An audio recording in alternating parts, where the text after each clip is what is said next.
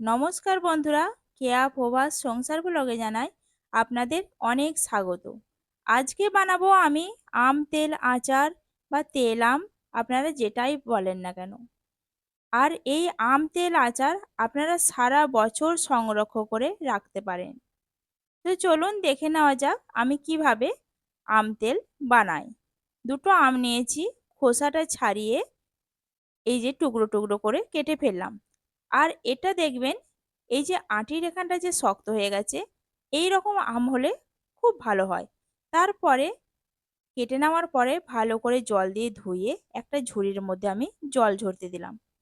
তারপর এখানে নুন, হলুদ আর লঙ্কা গুঁড়ো সব কিছু মাখিয়ে আমি রোদে দেব। আর এটা লক্ষ্য করবেন যেন আমের গায়ে একটুও জল না থাকে, তাহলে শুকাতে অনেকটা দেরি হয়ে যাবে বা কোনো সমস্যায় পড়বেন। আর আমের গায়ে থেকে পুরো জল দেখতেই পাচ্ছেন ঝরে গেছে। বেশিক্ষণ সময় লাগে না, ওই 4 থেকে 5 মিনিটের মতন ঝুড়িতে যদি রেখে দেন তাহলে পুরো জল ঝরে যায়। আর আমের গায়ে আমি পুরো নুন, হলুদ, লঙ্কা গুঁড়ো সব মাখিয়ে ছাদে দিয়ে এসেছি। আর এই যে একটা একটা করে ছাদে রোদে দিয়েছি। পুরো সারা দিন রোদ খাওয়ার পরে আমার আমগুলো দেখতে পাচ্ছেন অনেকটা শুকিয়ে গেছে। তো এই রকমটাই থাক।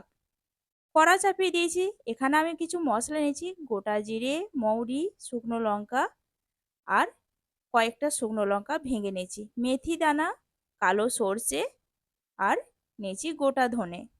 এই মশলাগুলি আমি সব ভেজে নেব। প্রথমে কড়াতে দিলাম শুকনো লঙ্কা। শুকনো লঙ্কাটা একটুখানি ভাজা হয়ে যাওয়ার পরে সব মশলাগুলো আমি এখানে দিয়ে দিলাম। তারপর আমি কিন্তু গ্যাসের উনুনটা একদম বন্ধ করে দিয়েছি। এই যে দেখতে পাচ্ছেন আমার কালারটা চেঞ্জ হয়ে গেছে। ওটাকে ঠান্ডা করতে দেব। এইদিকে আমি কড়াতে তেল দিয়ে দিলাম। তারপরে দিয়ে দেব ভেঙে রেখেছিলাম ওই কয়েকটা শুকনো লঙ্কা। আর তেলটা যেন বেশি গরম করবেন না, হালকা গরম হবে। তারপরে আমি কিন্তু গ্যাসটা বন্ধ করে দিলাম। আর ঠান্ডা হওয়ার পরে মশলাটা দেখুন আমি এখানে গুঁড়ো করে নিয়েছি। পুরো মিহি গুঁড়ো করে নেয় কিন্তু, একটু দানা দানা আছে, মুখে লাগবে, বেশ ভালো লাগে।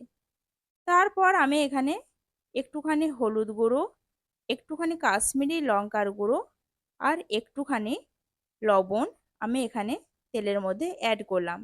যেহেতু আমেদের নুন মাখানো আছে, সেই রকম অনুযায়ী আপনারা ভেবে কিন্তু লবণটা ব্যবহার করবেন।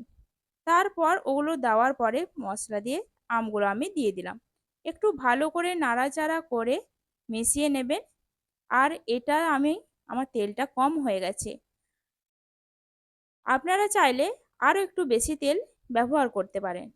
এটা সারা বছর যখন রাখবেন, তেলটা যখন শেষ হয়ে যাবে, আপনারা আবার একটু হালকা তেল গরম করে এই বয়েনের মধ্যে দিয়ে দেবেন।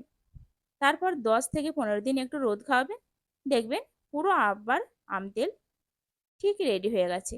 আর আমি এখানে একটা কাঁচের বয়ামকে ধুয়ে ভালো করে সাবান দিয়ে ধুয়ে রোদ খাইয়ে রেখে দিয়েছিলাম।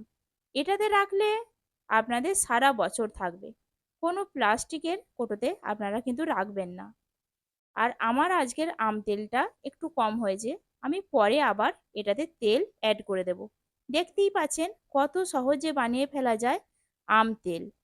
তো চলুন, আজকের ভিডিওটা আপনাদের কেমন লাগলো আমাকে কিন্তু অবশ্যই জানাবেন। আজকের মতন নমস্কার, এখানেই শেষ।